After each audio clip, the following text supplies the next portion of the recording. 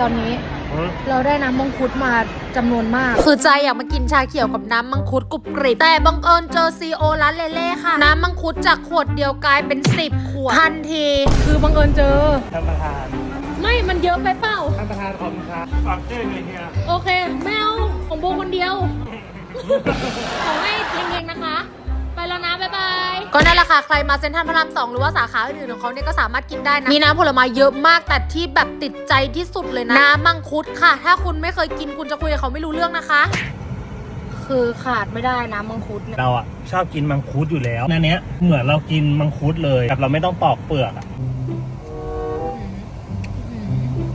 ถึงบ้านเรายังไม่จบนะคะเอามาฝากคุณมีของมาฝาก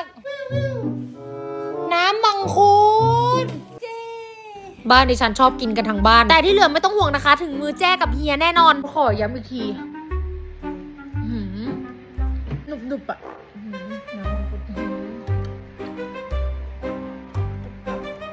ไปตาม